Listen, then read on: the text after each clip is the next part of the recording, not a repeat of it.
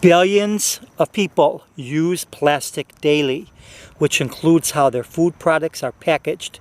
Billions of people live in developing countries where there are no infrastructures to collect and properly dispose of plastic trash and other harmful waste products.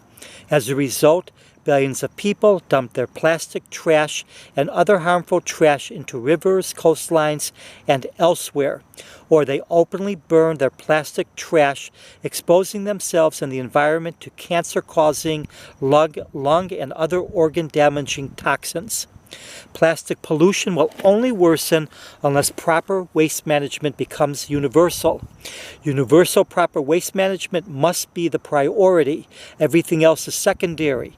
Recycling, jewelry made from ocean plastic, beach cleanups, river and ocean cleanup devices and projects, plastic straw bans, and all else achieve little to nothing as long as the lack of proper waste management continues.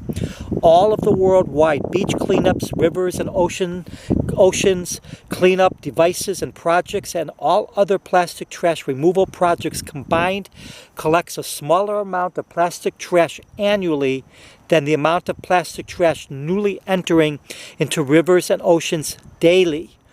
This does not mean ending those projects. It does mean ensuring these projects do not divert attention away from the critical need to establish universal proper waste management. Removing small amounts of plastic trash from the environment while massive amounts of plastic trash pours into the environment will not save rivers, oceans, wildlife, and the environment at large. Recycling and disingenuous anti-littering campaigns have been used by corporations to shift the responsibility for plastic trash to consumers and away from themselves. Corporations must bear at least some of the financial burden and responsibility for where plastic trash ends. They must stop being let off the hook. Recycling is often not economically feasible and doable. Even if recycling was completely efficient and doable, which it is not for a variety of reasons, it does nothing to address the fact that most plastic trash is not recyclable and needs to go somewhere. Recycling does not stop the huge amounts of plastic trash that enters rivers and oceans daily because billions of people have no other alternatives but to dump their plastic trash into the environment. The concept of zero waste is the answer, in which plastic gets continually used and recycled is great on paper, but not in reality. It does nothing to address the fact that millions of kilos of plastic waste pours into rivers and oceans daily, and nothing is being done to stop this.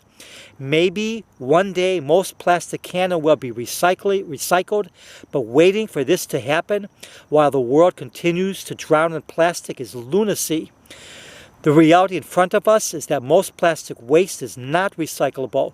Most plastic trash and waste is not disposed of properly, and it ends up in rivers and oceans. Most plastic that can be recycled is not recycled for a variety of reasons.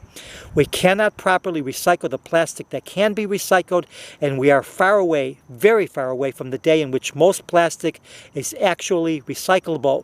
We must deal with the hand of cards that we hold and not the hand of cards that we wish we held. The damage to the environment from plastic trash is now in trillions of dollars, of which corporations have not been liable for a single penny.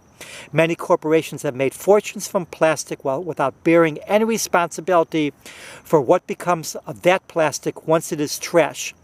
Bioplastics may be the answer one day, but that day may never come, or it may be too distant of a day to even matter. Bioplastics as an alternative to plastic must be pursued aggressively, but it cannot be at the expense of establishing universal proper waste management.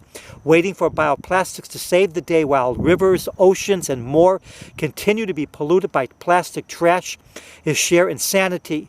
The unfortunate trend is towards the greater production and use of plastics, not less.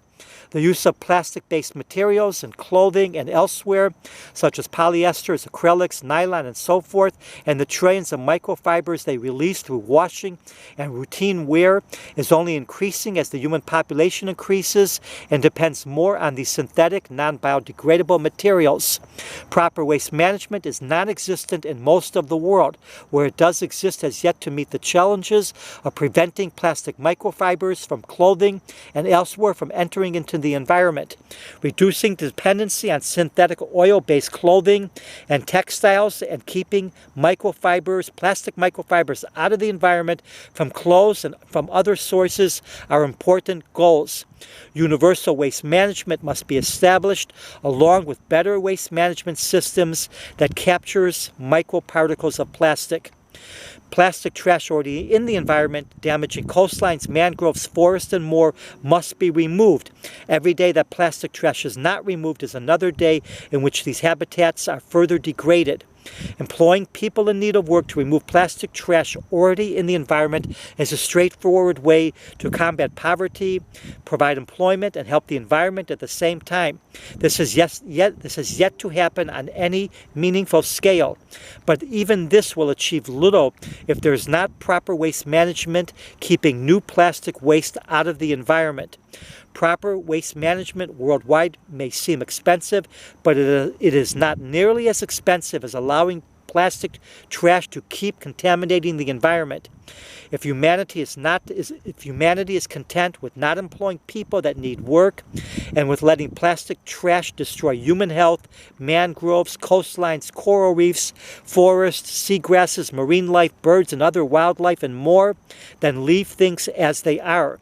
Keep ignoring the fact that every single day means the entry of millions of kilos of new plastic trash into rivers and oceans, and nothing is being done to stop this.